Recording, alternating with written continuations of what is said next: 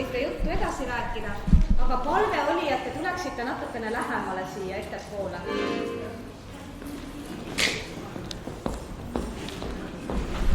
Siis meie hea Narva selts otsustas, et pärast sellist pidulikku päeva ta võtab meid siin majas vastu, et siin majas allkorrusel nemad tegutsevad, aga et siin saalis oleks piisavalt palju ruumi nagu tänase päeva külalistele ka. Ja päris mitmed meie seltsid on saatnud nüüd tervituse ja ei ole ise kohale jõudnud. Aga need, kes on kohale jõudnud, soovisid siiski väikest esinemise aega. Me tegime siin ka väikese järjekorra, et oleks teada, et kuna keegi peab hakkama hääli lahti laulma ja natukene juba pilli tõmbama. Et meil on täna siis tulnud mõned külalised nagu Katja Kuznetsova, peaaegu lähedalt, siit Narvast ja Tuulekann Tallinnast ja oma külalistele me anname alguses võimaluse esineda. Ja peale seda tuleb Järvamaa tantsurühm ja siis tuleb Jõhvis tantsurühm ja Jõhvi lauljad. Ja nii nagu selle päeva alguses kirikus, siis me jätsime kõige viimaseks Narva, et külalislahkelt te siis lõpetate sellise väikese esinemise. Ja peale neid esinemisi on taas nagu aeg, et nii palju, kui seal on veel kohvi ja aega, et võib siis jätkata.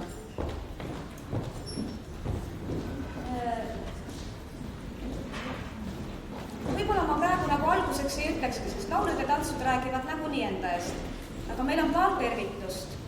Et kõigepealt on siin Välis-Soome parlamendi Ida-Euroopa esindaja Sakari Neuvonen ja me oleme kutsunud Soome suursaatkonna, aga siis praegu on ta nii-öelda ka Soome suursaatkonna poolne esindaja.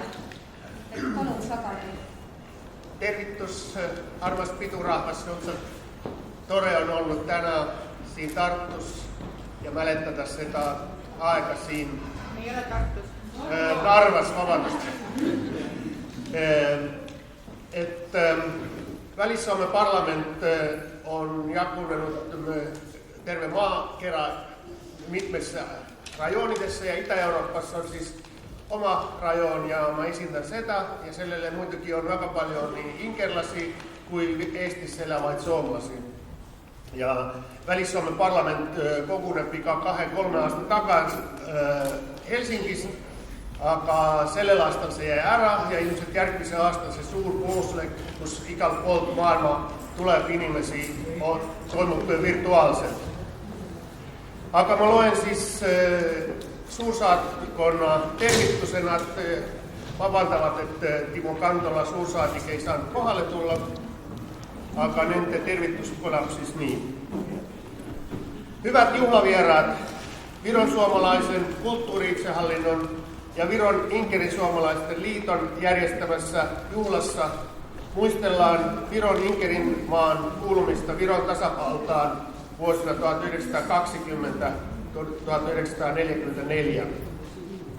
Vuosi 1944 merkitsi Viron miehittämistä ja vaikeiden koettelemusten alkua inkerisuomalaisille. Koittivat käsittämättömät ajat, jolloin inkeriläisyydestä rangaistiin ankarasti. Tänä päivänä kaikki on onneksi toisin. Inkerisuomalaisuudesta saa tuntea suurta ylpeyttä ja se on teidän toimintanne ansiota. Kulttuurityö on ratkaisevan tärkeää inkerisuomalaisen identiteetin ja perinteen vaalijana ja välittäjänä.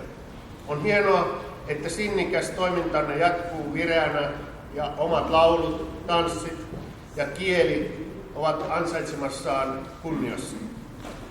Suomen suurlähetystö toivottaa antoisaa juhlapäivää.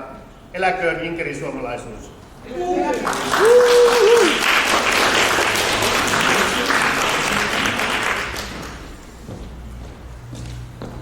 Vielä yksi meidän hyvä ystävä, meidän hea sõber ja vaimulik Pasi Kujanen.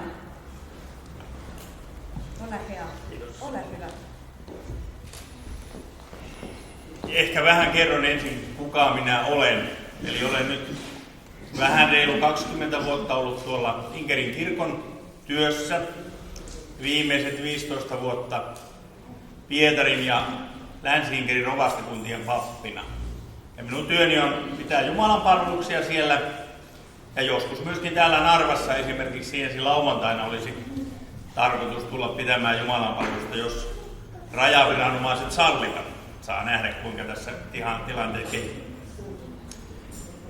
Ja olisin mielelläni tuonut teille tuoreita terveisiä Inkeristä, mutta en ole maaliskuun jälkeen sinne päässyt, eikä nyt kukaan osaa sanoa, koska seuraavan kerran pääsen. Työtoverini meni toissapäivänä rajan yli, mutta hänellä on pysyvä oleskelulupa, mitä minulla taas ei ole. Inkeriläiset ovat, voi sanoa, käsittämättömän sitkeitä ihmisiä. Minun mieleeni tulee eräs Eeva, joka asui Pitkälän kylässä. 99-vuotiaana hän vielä avusti poikaa pellolla, kun perunoita nostettiin. Ja hän kuoli, en jaksa muistaa, kuoliko hän vähän ennen vai vähän jälkeen 101-vuotispäivänsä. Ja hän tosiaan asui sellaisessa kylässä, joka kesällä oli täynnä elämää, mutta talvella oli melkein tyhjä. Tiedätte hyvin näitä vanhoja maaseudun kyliä, joihin väki menee kesällä, kuka peltoa viljelemään ja kuka mitäkin, mutta sitten kun syksy tulee, niin palataan kaupunkiin. Ja kerran Eevan naapuri sanoi hänelle, etkö sinä pelkää, kun sinä jäät tänne yksin talveksi? No hänellä oli poika, mutta poika oli töissä Kodokanaalilla ja oli aina 24 tuntia töissä ja sitten taas pidemmän ajan vapaalla. Ja silloin Eeva sanoi hyvin suuren viisauden. Hän sanoi tuolle naapurille, minä en ole koskaan yksin, Jumala on minun kanssa. Ja se on hyvin monen inkeriläisen tunnustus niistä vaikeista vuosista. Jumala kuitenkin oli meidän kanssamme, kun meitä vietiin sinne ja tänne. Ja jo kauan sitten kuollut Hilda mummo, kun kerran seurojen jälkeen keskustelimme itse kunkin kohtalosta, ja jokaisen kohtalo oli ollut aika rankka. Oli siirretty kuka Siperiaan, kuka minnekin. Ja kun sitten olimme siinä vähän aikaa keskustellut, niin Hilda sanoi, kuulkaa, jos Stalinaa ei olisi ollut, niin ei myökään oltaisi Maalimaa nähty. Ja vähän ajan jälkeen hän sanoi, eikä me osattaisi vieraita kielikään. Ja kun hänenkin historia ajatteli, kuinka raskas se oli, hän kuitenkin otti sen huumorilla ja tietynlaisella kiitollisuudella. No, valitettavasti tuo Latukan kylä on tänä päivänä, ettei siellä enää seuroja pidetä. Kaikki inkeriläiset ovat sieltä jo kuolleet, päässeet Jumalan luokse. Mutta toivon, että saan vielä palata sinne Inkeriin ja tavata noita inkeriläisvanhuksia, joiden aina välillä illalla tulee mieleen, mitähän sille ja sille kylälle ja sille mummolle kuuluu, mutta se on nyt sitten korkeimmassa kädessä, koska rajoja ylitetään. Mutta toivottavasti vielä joskus ensi vuoden alkupuolella. Toivotan teille siunausta ja on hyvä, että on niitä, jotka kantavat vastuuta siitä, että inkeriläisyys säilyy. Valitettavasti Suomeen muuttaneet inkeriläiset, hyvin suuri osa on, voi sanoa, kadonnut, sulautunut siihen ympäröivään yhteiskuntaan.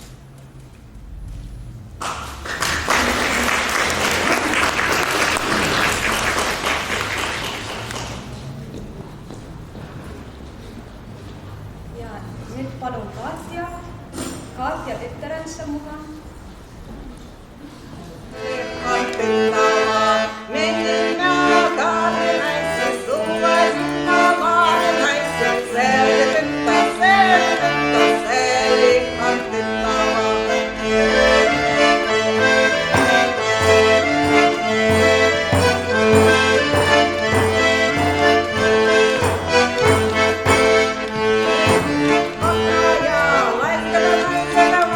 Taas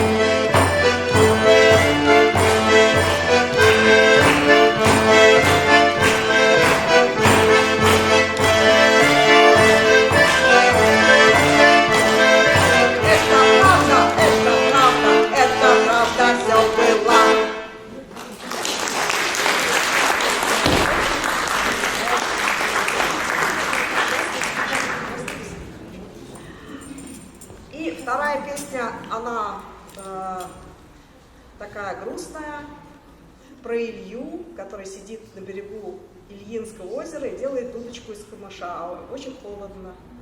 Ильинское озеро находится недалеко от деревни Мати, по-моему. Вот, да.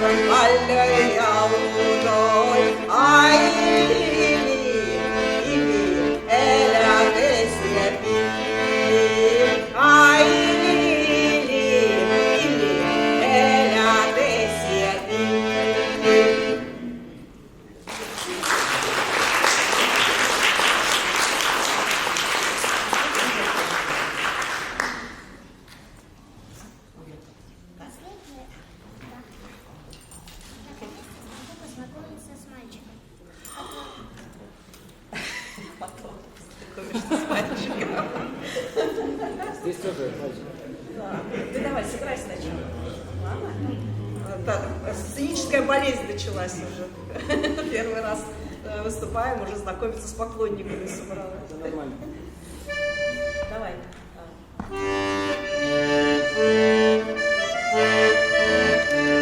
Эта песня «Благодарность повару». Так что всех, кто нас сегодня там кормил, угощал, мы этой песней скажем спасибо большое. А вообще на праздниках, на свадьбах благодарили повара этой песни обязательно. Но благодарили так, что непонятно было, благодарят или шутят, потому что посолил по уму или мимо ума. Там двоякие очень строчки. Можно и так понять, что повар с болота, а поваренок с болота или из Польши, а повар из Германландии, вот, кстати, в конце как раз. Так что такая вот праздничная песня. Юрий Котти, хороший повар.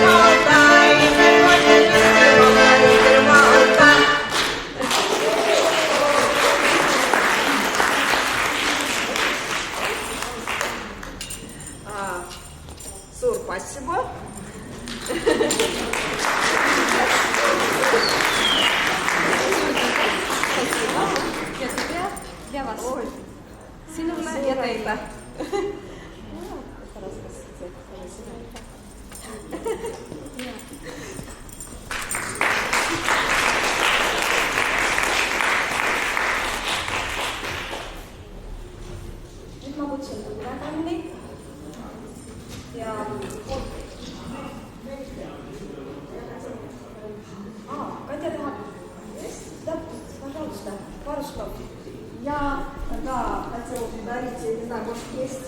Это водский календарь, который в этом году издавали из деревни Лужицы, Марина Ильина и Хенники Хельсо, и там старые архивные фотографии.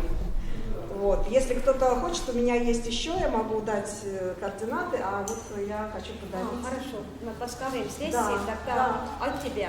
Да. Я. Можно, да, водское общество, вот, смотреть, что мы делаем, всякое интересное. И большое спасибо и старту Хенники Хенсо, и вот, всем, кто нам вот, все это помогает реализовывать, потому что это не в России напечатано, а в Эстонии. Ma panen selle praegu siia, et keegi tahab pärast vaadata korraks. Nüüd Tuule Kanni me kutsusime, sest tema kuidagi ühendab praegu natukene Ingerimaa ja selle meie nagu praeguse peokoha muusikat ka. Aga ma arvan, Tuules oli paar sõna, räägid ise. Ja vajad tooli ka selleks. Üks tool jääb ja teine läheb. Ei, las olla mõlemad. Igaks juhuks mõlemad. Ole hea.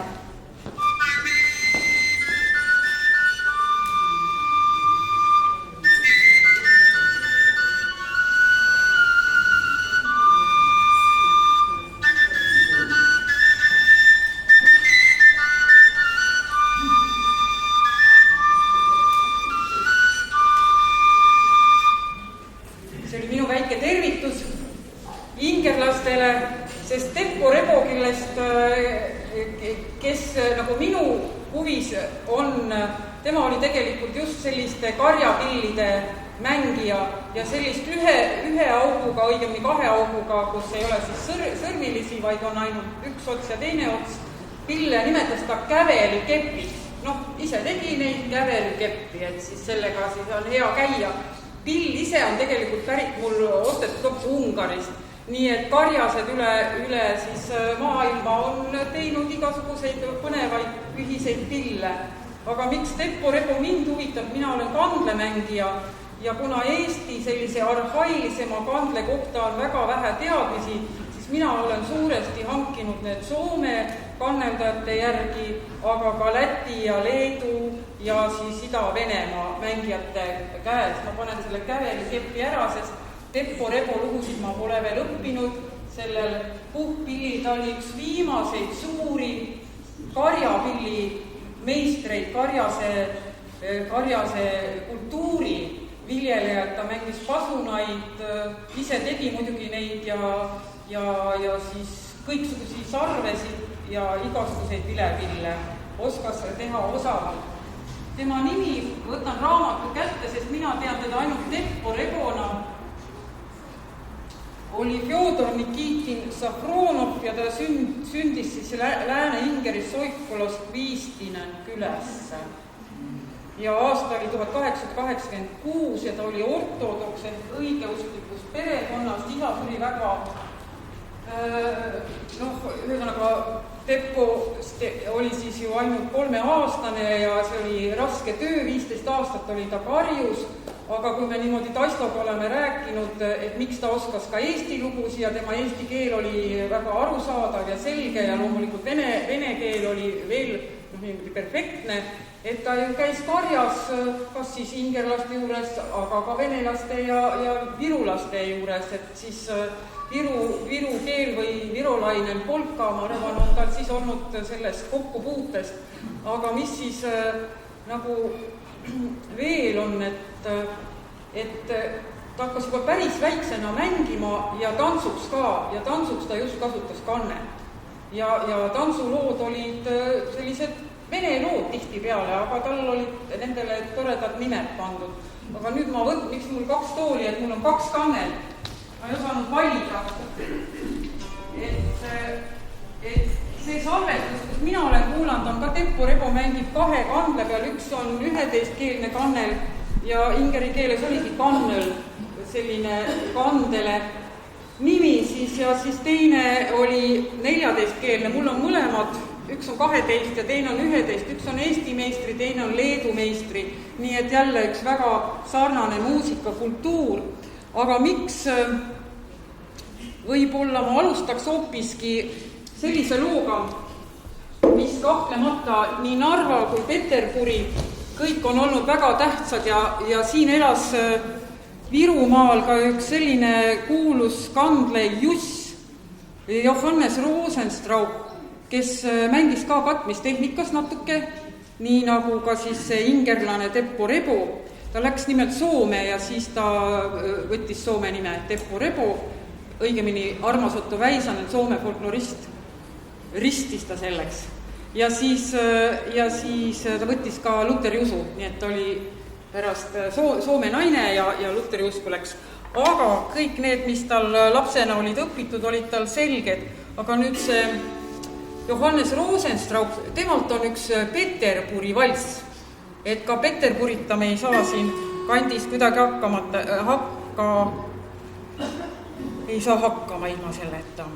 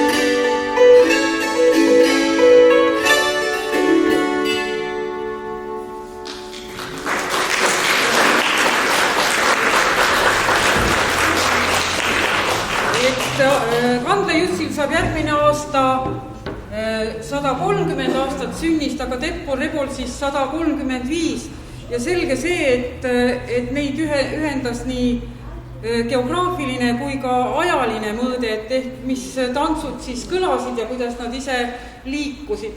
Mõlemad olid tsaariaegsed mehed ja seotud sõjaväega, tsaari armeega.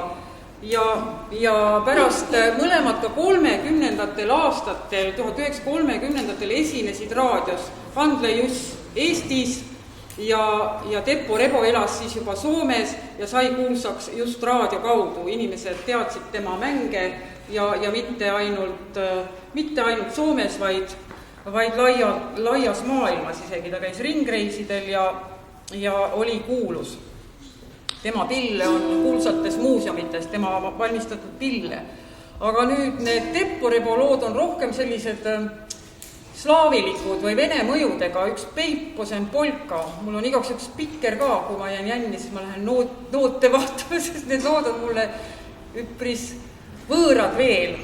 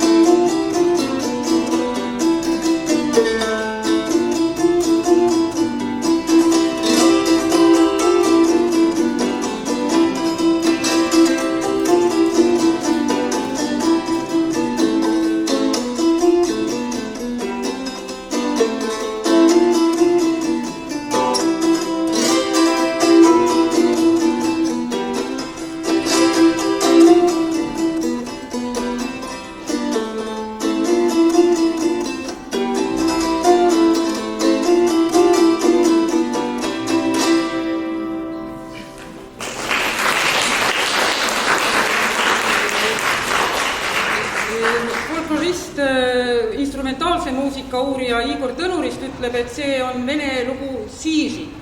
Et siis Peiposen polka nime all oli ta siis Teppo-Rebol. Aga üks lugu, mille järgi mina hakkasin üldse sellist katmistehnikat, see katmistehnika tähendab seda, et ma katan ära ja seda on just õigeusklikud venelased mänginud ja muidugi ka setud mängivad niimoodi ja samamoodi nagu Ingeris, nii ka setus pandi tihtipeale sõrmed hoopis keelte vahele ja siis neid niimoodi liigutades vahetati akorde ja löödi tantsule rütmi. Aga siis see lugu, mille järgi mina õppisin, need esimesed katmistehnika võtted olid just Teppo-Rebo lugu Orvogin ostan minä äidilleni, on see ongo mahtollista. Et samas on tal sarnaseid lugusid, nii et võib jälle kahtlustada, et ta laenas neid tantsulugusid ja pani jälle uue pealkirja.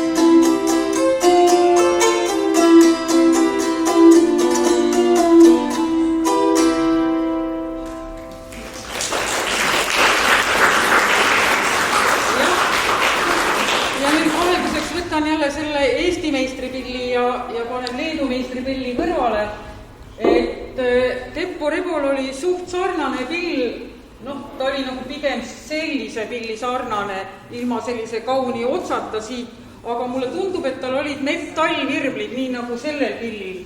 Aga ta ise tegi 9-keelseid pille alguses lapsena endale, aga eks ta siis pärast täiendas.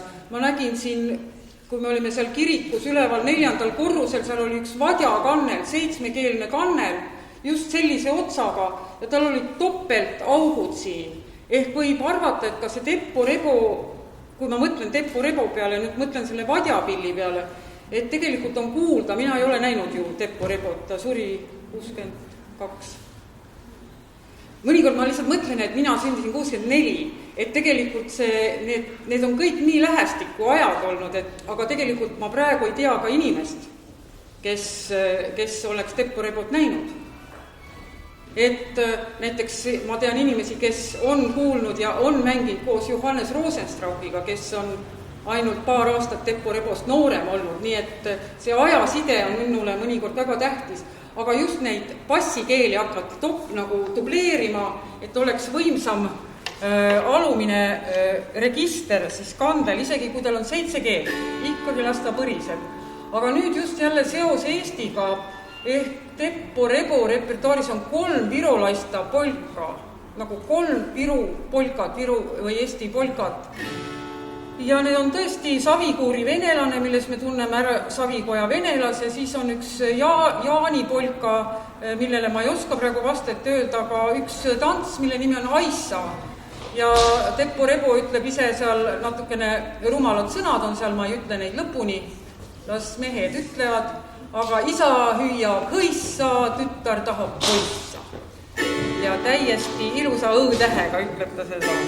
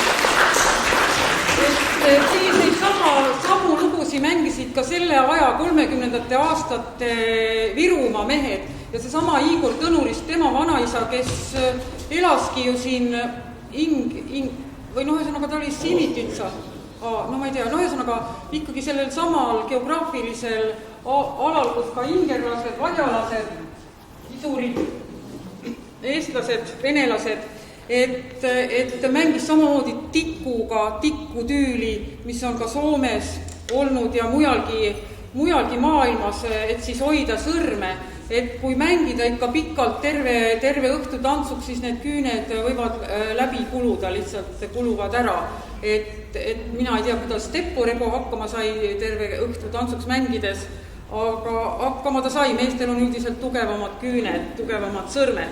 Aga võib-olla siis üks näide ka venepärasest muusikast, otse nimi oligi Ruskova, et minu jaoks on see veel täiesti tundmatu maa, nimelt vene kuslimäng ja siis loomulikult ma jälle loodan abi Teppo Rebost, et ta on nagu omamoodi tõlk ja vahendaja selle Eesti, ingeri ja siis juba idapoolsema vene kultuuri, nii et üks tantsulugu, mis on nagu Teppo Rebol huvitav, et ta tegelikult kirjelduste järgi siis kogu aeg kasutas sarnast sõrmestust, et kogu aeg see käsi käis üles või alla ja tekkisid sellised niinimetatud noonakordid, sellised džässilikud akordid ja natuke ebakõlad võib-olla, aga ise ta arvas, et ta mängibki jatsija. Et ta ütleski, et see oli ihan jatsija. Ja siis Armas Otto Väisanen, tema hea sõber ja kuulus Soome folklorist, sellel aastal muuses möödus 130 aastat tema sünnist, siis ja ääretult oluline inimene ka Eesti kandlele ja üldse rahvakultuurile salvestajana ja kirjeldajana, siis ütles, et ei, ta ole jatsija, ta on skertso. Nii et see ümbritsev maailm nii oma akadeemilisuses kui ka sellises uuemas ja moodsamas küljes puudutas iga pillimeest ja Teppo Rebo oli ääretult andekas, ta mängis sõjaväes, tsaari armees oli ta puhkpilliorkestris ja sellepärast tema paljud omaloomingulised lood on just väga suure ulatusega, väga huvitavad, iga kord erilised, ta õppis sõjaväes ära noodi kirjutamise, nii et ta ise kirjutas oma noodid üles ja teda on päris palju salvestatud Soome arhiividesse. Aga siis jah, lõpetuseks selline Ruskova tants.